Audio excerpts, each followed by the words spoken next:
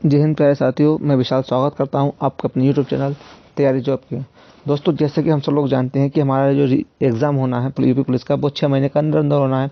और आप लोग तो जानते हैं कि अभी हिंदी की जो अभी फिलहाल की परीक्षाएं हुई थी, असिस्टेंट ऑपरेटर, हेड ऑपरेटर में, उसमें हिंदी के कुछ अच्छे क्वेश्चन पूछे गए थे। तो उनकी हिंदी के नवीनतम पाठ्यक्रम को आधार मानते हुए मैं आप लोगों के लिए कुछ हिंदी के क्वेश्चन लाया हूँ। तो आपका पहला क्वेश्चन ये है, निम्नलिखित में से किस प्रसिद्ध लेखक को उपन्यास सम्राट के नाम से जाना जाता है? Option A Suryakant Tripathi Nirala, option B Munshi Premchand, option C Harivansh Rai Bachchan, option D Makhanlal Chaturvedi. तो फ्रेंड्स, इसका आंसर होगा option number B, Munshi Premchand. तो दोस्तों, मुंशी प्रेमचंद का एक क्वेश्चन आता है कि मुंशी प्रेमचंद का उपनाम क्या है? तो दोस्तों, इनका हम बोलते हैं धनपत राय।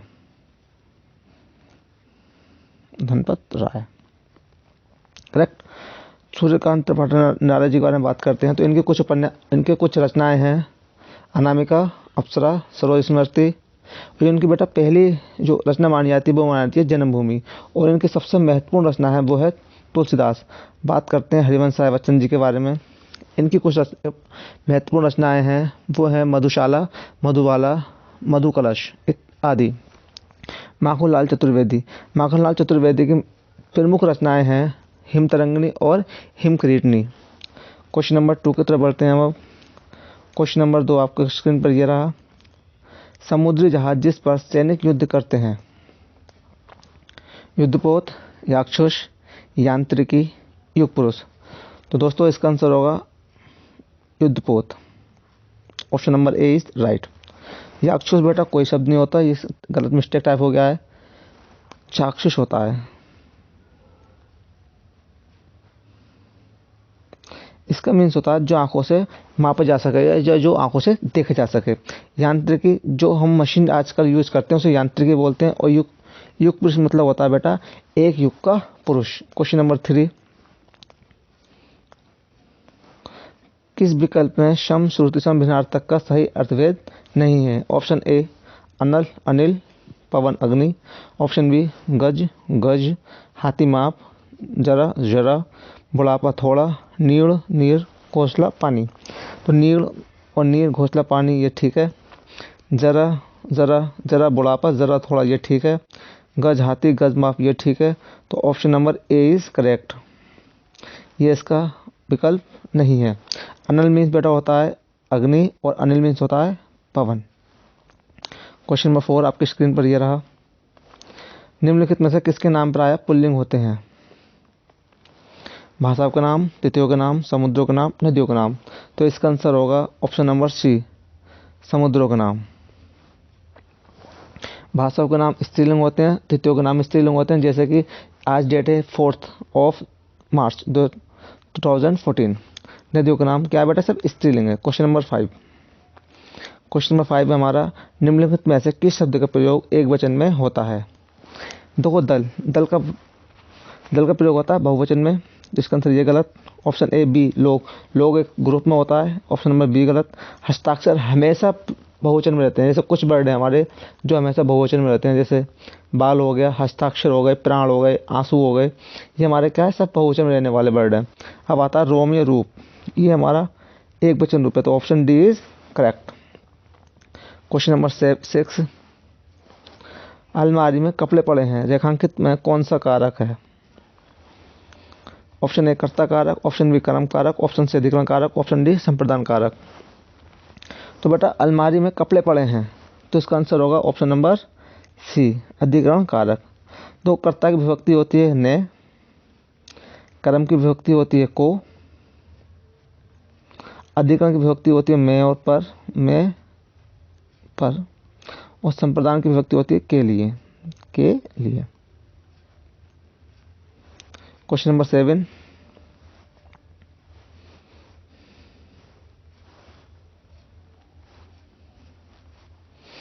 क्वेश्चन नंबर 7 आपके स्क्रीन पर, हिंदी भाषा की कुल वर्ण लिपियां हैं। Option A 44, 33, 52, 48।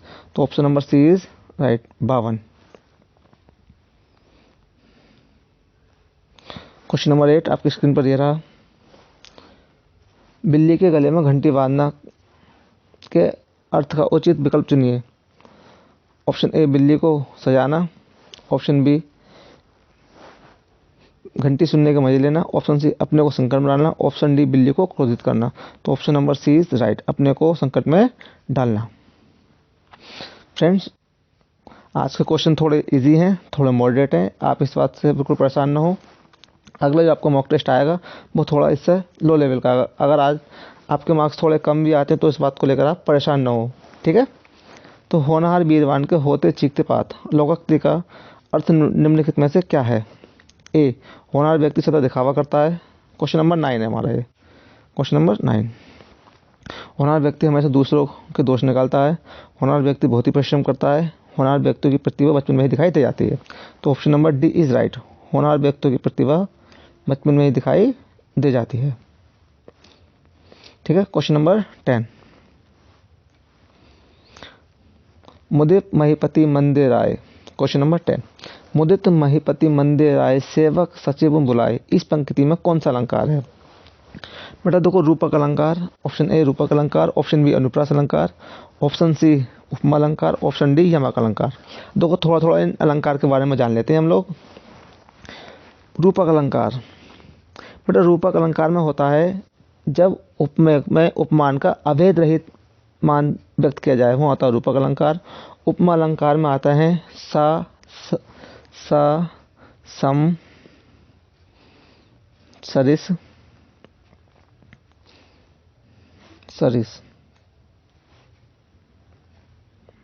आदि शब्द। बेटा यमक अलंकार की पहचान है जब एक ही शब्द की आवृत्ति दो या दो से अधिक बार हो लेकिन उसका अर्थ भिन्न भिन्न हो, वहाँ यमक अलंकार होता है। लेकिन जब एक ही वर्ड की आवृत्ति बार बार आए वहाँ अनुप्रास अलंकार होता है। जैसे कि आप इसमें देख पा रहे होंगे, माँ वर्ड की आवृत्ति बार बार हुई है, मुदित महिपति मंदिर आए, ठीक है, राइट। नेक्स्ट पढ़ते हैं क्वेश्चन नंबर 11। क्वेश्चन नंबर 11 ये है, कमला में कौन सा गढ़ रूप है। जगड़, ऑप्शन बी रगड़, ऑप्शन सी मगड़, ऑप्शन डी सगड़। तो बेटा इसका एक फॉर्मूला होता है, इसका फॉर्मूला है यह माता राजभान सलगा, यह माता राजभान सलगा, ठीक है। तो हम इसके हिसाब से देखेंगे। अब देखो हम देखते हैं कहाँ पर आ रहा है बेटा, सा पर आ रहा है। देखो सा लग, तो एक मात्रा ये हो गई, एक मात्रा ये हो गई, एक मात्रा ये हो गई यार, ठीक कमला। तो हमारा answer option D is right, सगड़। दोस्तों परेशान मत होना, थोड़ा आज का पेपर थोड़ा हमारा थोड़ा अपर बन गया है, कोई बात नहीं, कल को या सॉरी जो नेक्स्ट वीडियो आएगी हमारी उसमें थोड़ा इजी रहेगा। Question number 12। निम्नलिखित में से किस विकल्प में शुद्ध वाक्य है। महादेवी छायावादी कवयित्री हैं। ऑप्शन बी आप भी जाओ, जब भी आप जाओ मुझे मिले। ऑप्शन सी आपका दर्शन पाकर मैं धन्य हो गया। ऑप्शन डी रामायण ने अपने भाई से पुस्तक पढ़ने को कहा। फ्रेंड्स इसका option number D is right, ठीक है। लेकिन एक बात देखेंगे, कवयित्री बहुत फेमस वर्ड है, तो हम इसकी सही वर्तनी है कवयित्री। ध्यान रखना, कभी न कभी एग्जाम में आता है, एग्जाम का बहुत फेवरेट क्वेश्चन है। इसका सही रूप होगा जब भी जाओ मुझे मिले। इसका सही रूप होगा, आपका नहीं होगा बेटा, यहाँ होगा आपके। क्या होगा यहाँ पर,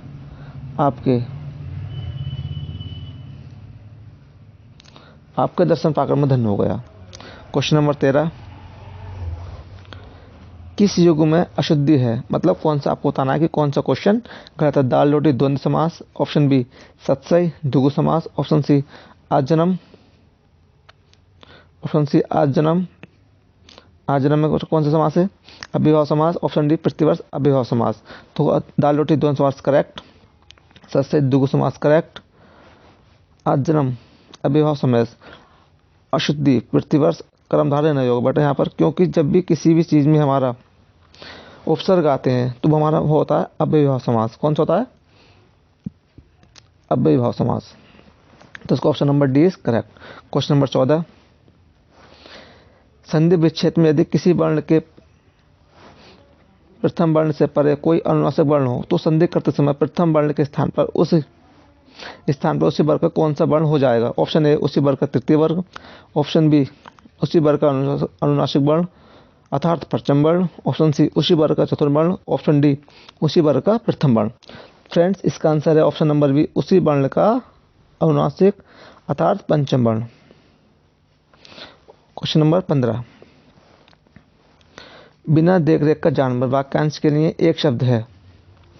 ऑप्शन ए पालतू, ऑप्शन बी जंगली, ऑप्शन सी अनेर, ऑप्शन डी खूंखार। तो फ्रेंड्स, इसका आंसर है ऑप्शन नंबर सी अनेर।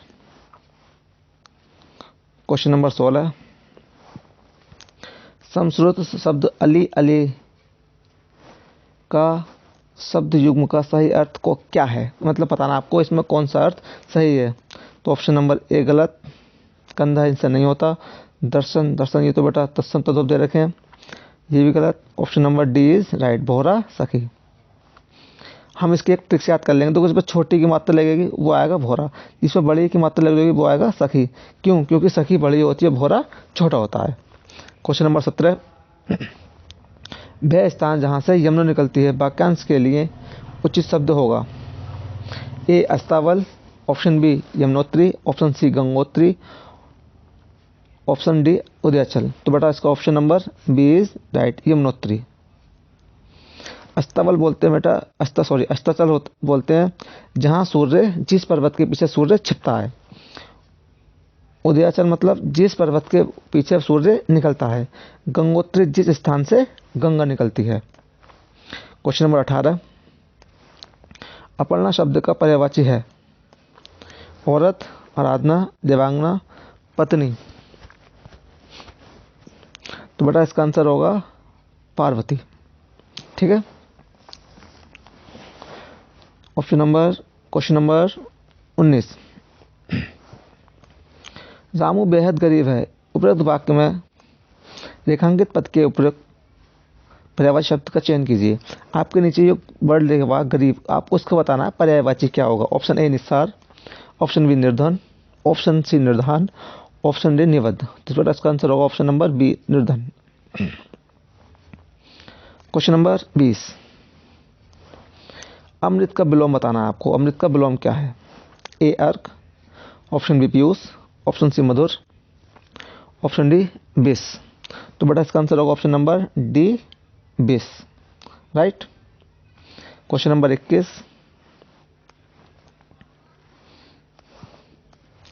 जीवन में उत्साह बना रहना चाहिए। उपयुक्त वाक्य में रेखांकित शब्द के सही विलोम का चयन कीजिए, निम्न विकल्पों में से कीजिए।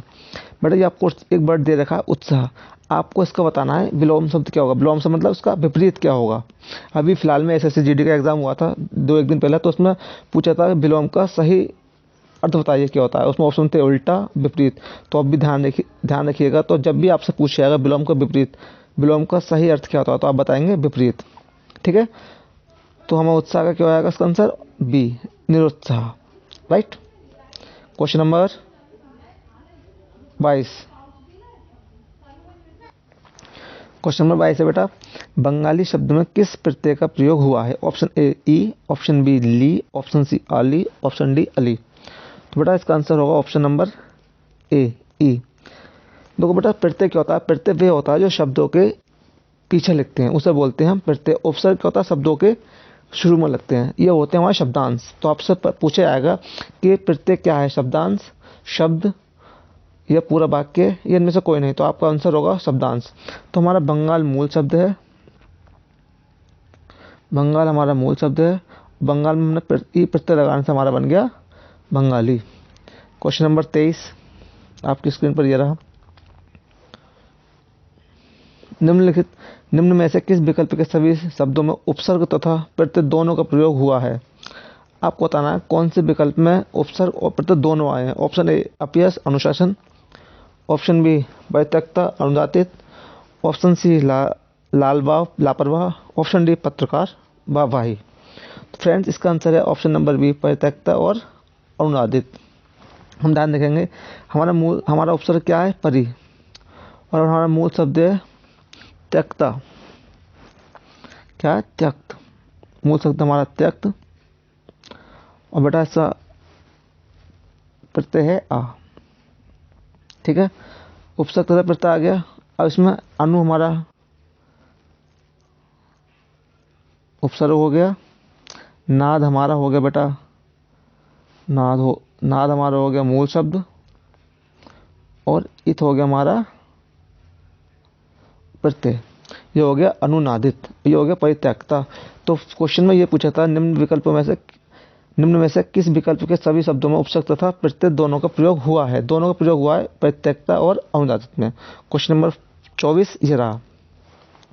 निम्नलिखित में तत्सम शब्द बताना आपको। तत्सम मतलब देखो बेटा, ये दो होते हैं, तत्सम और तद्भव।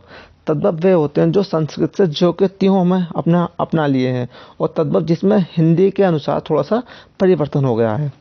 देखो आंसू, आंसू का तत्सम होता है अश्रु। आंख का तत्सम होता है अक्षि।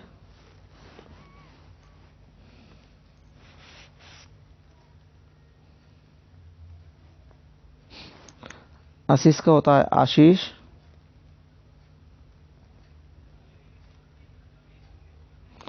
बेटा अक्षर, ये हमारा तत्सम शब्द है, राइट।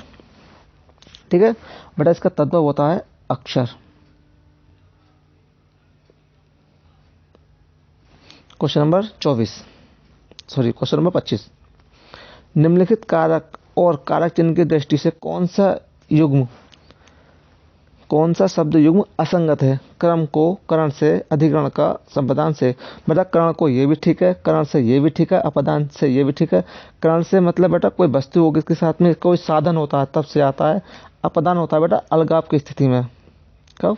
अलगाव की स्थिति में, अलगाव की स्थिति में, करेक्ट। जैसे पत्ता पेड़ से गिरा, चूहा बिल से निकला। बेटा अधिकरण कार हमारा ये वाला क्वेश्चन, हमारा ये वाला ऑप्शन गलत है, क्योंकि अधिकरण का जो उपसर्ग होता है मैंने आपको पीछे बताया था अभी, मैं और पर। क्लियर। Question number 26।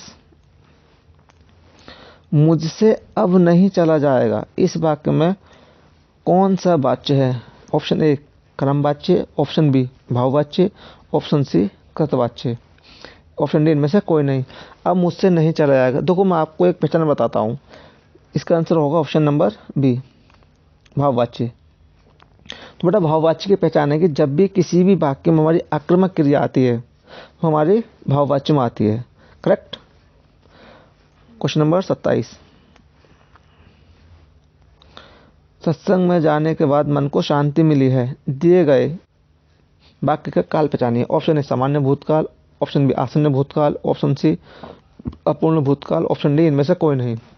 देखो बेटा सामान्य भूतकाल में तो आता है अ, ई और ए, ठीक है। और अपूर्ण भूतकाल में आता है रहा था, रही थी आदि शब्द आते हैं। और आसन्न भूतकाल में बेटा काम अभी अभी कंप्लीट हुआ होता है, मतलब अभी पूरा हुआ होता है। एक बात और, अगर आपसे कोई पूछता है कि भूतकाल के कितने भेद होते हैं, तो बेटा भूतकाल के 6 भेद होते हैं, करेक्ट। ठीक है। Question number 28। निम्नलिखित में से इकारांत शब्द यह संज्ञा स्त्रीलिंग नहीं है। आपको बताना है कि इनमें से कौन सा वर्ड स्त्रीलिंग नहीं है। नदी स्त्रीलिंग, नदी बह रही है, नदी कैसी, बड़ी नदी, अच्छी नदी, कैसी टोपी, काली टोपी, पीली टोपी, उदासी, कैसी उदासी, अच्छी उदासी, बुरी उदासी। ऑप्शन डी पहिया, कैसा पहिया, अच्छा पहिया, बुरा पहिया, ये हमारा स्त्रीलिंग नहीं है।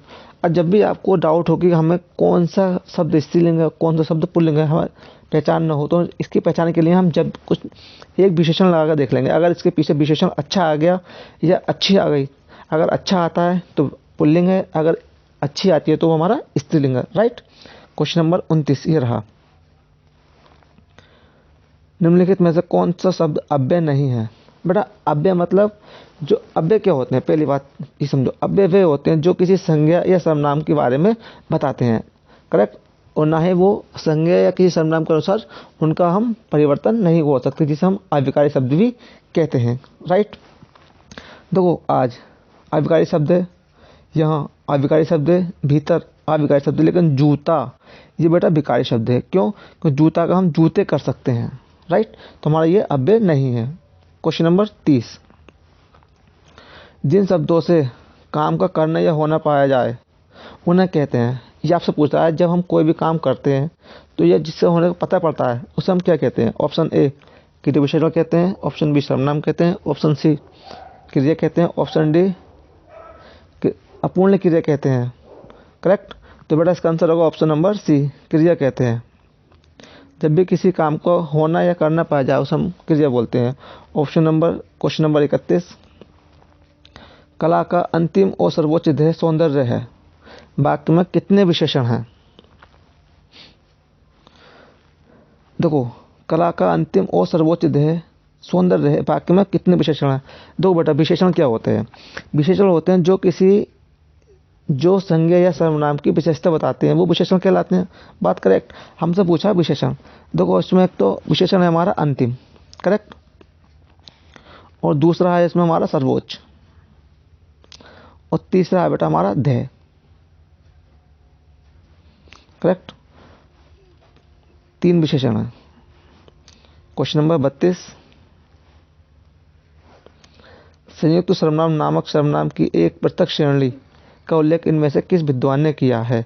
Option number A Bholanath Tiwari, option B Hardev Bahri, option C दीमसित, ऑप्शन डी जॉर्ज गिरसन। दोस्तों, ये थोड़ा क्वेश्चन आपका मॉडरेट आ गया है, ठीक है, घबराना नहीं है। तो इसका आंसर होगा बेटा ऑप्शन नंबर सी, डॉक्टर दीमसित। राइट। ओके बेटा, संयुक्त सर्वनाम कौन से होते हैं? देखो, संयुक्त सर्वनाम होते हैं हमारे जो कोई,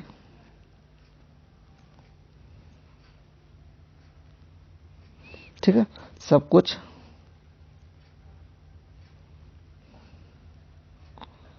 और आदि। ठीक है। संयुक्त सर्वनाम की परिभाषा दी थी, वो दी थी डॉक्टर भीमसित ने, और उन्होंने बताया था कि संयुक्त सर्वनाम 2 या 2 से मिलकर बनते हैं। जैसे जो कोई एक साथ आ जाए संयुक्त सर्वनाम है, सब कुछ आ जाए संयुक्त सर्वनाम है, और आदि। करेक्ट। क्वेश्चन नंबर 33, निम्नलिखित में संज्ञा शब्द पहचानिए। संज्ञा तो आपको पता होगी, संज्ञा क्या क्या होती है? किसी व्यक्ति, वस्तु, स्थान के नाम को हम संज्ञा कहते हैं। जैसे, ठीक है, ऑप्शन ए मीठा, ऑप्शन बी मधुर, ऑप्शन सी चतुर, ऑप्शन डी चातुर्य। तो ऑप्शन ए हमारा मीठा क्या है बेटा? विशेषण। ऑप्शन बी ये भी विशेषण है। कैसे? मीठा शहद, मधुर वाणी, चतुर व्यक्ति, लेकिन चातुर्य हमारा संज्ञा है। क्वेश्चन नंबर 34,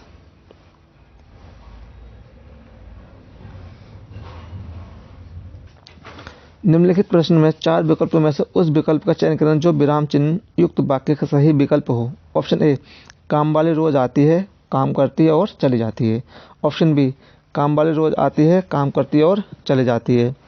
ऑप्शन सी काम वाली रोज आती है, काम करती है और चली जाती है। ऑप्शन डी काम वाली रोज आती है, काम करती है और चली जाती है। हमें बताना है इसमें से कौन सा विराम चिन्ह का सही रूप हुआ है। ठीक है, तो बेटा इसका आंसर है ऑप्शन नंबर सी, काम वाली रोज आती है, काम करती है और चली जाती है। क्वेश्चन नंबर 35, अंतर्विरोध शब्द में किस प्रकार की संधि है? करेक्ट। ऑप्शन ए अयादी संधि, ऑप्शन बी पूर्व पूर्ण संधि, ऑप्शन सी विसर्ग संधि, ऑप्शन डी हल संधि। देखो, हल संधि कुछ नहीं होता, पूर्व रूप संधि कुछ नहीं होता, अयादी और विसर्ग संधि। बेटा इसका आंसर है विसर्ग संधि। करेक्ट। इसका संधि विच्छेद होगा अंतः प्लस विरोध, अंतः विरोध। क्वेश्चन नंबर 36, क्वेश्चन नंबर 36, बस दोस्तों लास्ट क्वेश्चन है। इसके बाद आत्मअंजन दात्ममंजन, आत्मअंजन दात्ममंजन वाक्य में प्रयुक्त अंजन शब्द निम्न में से किस अर्थ को व्यक्त करता है? करेक्ट। मतलब आपको बताना है जो शब्द हमारा अंजन आया है इसका मतलब बताना, मतलब इसका पर्यायवाची बताना है आपको। ऑप्शन ए रात, ऑप्शन बी काजल, ऑप्शन सी लेप, ऑप्शन डी माया। फ्रेंड्स इसका answer option B is correct, काजल। फ्रेंड्स ये मेरी फर्स्ट वीडियो, और आपको कोई भी सुझाव मुझे देना है तो आप मेरे कमेंट बॉक्स में लिख सकते हैं आपको मेरी वीडियो कैसी लगी। और मेरा हौसला बढ़ाने के लिए कृपया करके मेरी वीडियो को ज़्यादा से ज़्यादा शेयर कीजिए और मेरे चैनल को सब्सक्राइब कीजिए। ओके, हम बढ़ते हैं अपने आज का लास्ट क्वेश्चन की ओर। 37 क्वेश्चन, लास्ट क्वेश्चन। राष्ट्र, सांस्कृतिक और विरासत क्रमशः कौन सी व्याकरणिक इकाइयाँ हैं? आपको बताना है कि हमारी ये 3 वर्ड दिए हैं, राष्ट्र, सांस्कृतिक और विरासत। ये क्या है? ऑप्शन ए संज्ञा, विशेषण और विशेषण। ऑप्शन बी विशेषण, संज्ञा और संज्ञा। ऑप्शन सी संज्ञा, संज्ञा और संज्ञा। ऑप्शन डी संज्ञा, विशेषण और संज्ञा। करेक्ट फ्रेंड्स, इसका आंसर है संज्ञा, विशेषण और संज्ञा। ठीक है, अपनी वीडियो यहीं ख़त्म हुई। और आपको मेरी वीडियो में कोई भी शिकायत है तो आप मुझे कमेंट कर सकते हैं, और मेरी वीडियो को ज़्यादा से ज़्यादा लाइक कीजिए, सब्सक्राइब कीजिए और इसे ज़्यादा से ज़्यादा शेयर कीजिए। जय हिंद।